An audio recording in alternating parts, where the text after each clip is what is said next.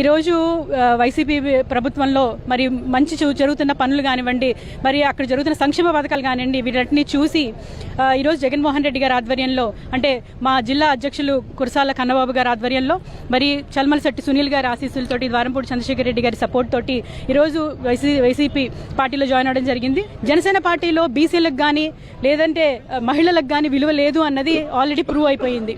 ఇచ్చిన టికెట్లు 21 టికెట్లలోని ఎంతమంది బీసీలకు ఇచ్చారు, ఎంతమంది మహిళలకు ఇచ్చారు అనేది ఒకసారి చెక్ చేసుకుంటే మరి మహిళల యొక్క గుర్తింపు ఏంటనేది క్లియర్గా అర్థమవుతుంది. ఈరోజు జనసేన పార్టీలో మహిళలకి గుర్తింపు లేకుండా ఈరోజు రోడ్ల మీద డప్పులు కొట్టుకుని తిరిగే పరిస్థితులు ఈరోజు ఉన్నారంటే మరి వాళ్ళ పరిస్థితి ఎంత హీనంగా ఉందో అర్థమవుతుంది. ఈరోజు జన సైనికులు, యువత ఎంతో మంది మాకు ఉడుకు రక్తం కావాలి, ఉడుకు రక్తం కావాలని చెప్పి ఊగిపోతూ మాట్లాడే పవన్ కళ్యాణ్ గారు మరి ఉడుకు రక్తం అక్కర్లేకుండా 21 సీట్లని కన్ఫర్మ్ చేశారు. నాయకులు వెళ్ళిపోండి, నాయకుల్లో గుండెల్లో ఉంటారు అని చెప్పేసి ఊకదంపుడు ఉపన్యాసాలు ఇచ్చి పైగా మైకుల ముందు మాట్లాడడం మాత్రమే వచ్చు. కనీసం ఈ 5 సంవత్సరాల్లో నేను జనసేన అధినేతను కలిసింది గట్టిగా గంట సేపు మాత్రమే. తర్వాత ఎప్పుడు కూడా ఆయన కలవరు, ఇక్కడ లోకల్ ఇబ్బందులు కూడా చెప్పరు. ఇప్పుడు కొంతమంది తెలియక పాపం చాలా మంది జన సైనికులు మాట్లాడుతున్నారు, జనసేనలో ఉన్న వాళ్ళు చాలా మంచి కాపులట, మిగతా పార్టీలో ఉన్న వాళ్ళు కాదంట.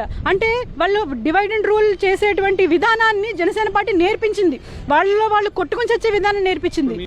శెట్టి వనిజలకి, గౌడలకి కూడా గొడవ పెట్టే ప్రయత్నం ఈ పవన్ కళ్యాణ్ గారు చేశారు. భీమవరం మీటింగ్ లో గౌడల కింద శెట్టి వనిజలు అందరూ కూడా యాడ్ అయ్యి గౌడాస్ కింద పేరు మార్పు చేస్తామని చెప్పడం జరిగింది. అంటే కులాలు, ప్రతి కులాల్లోనూ డిస్టర్బెన్స్ కలగజేస్తున్నారు, కేవలం వ్యక్తిగత కక్షలకి పాల్పడుతున్నారు.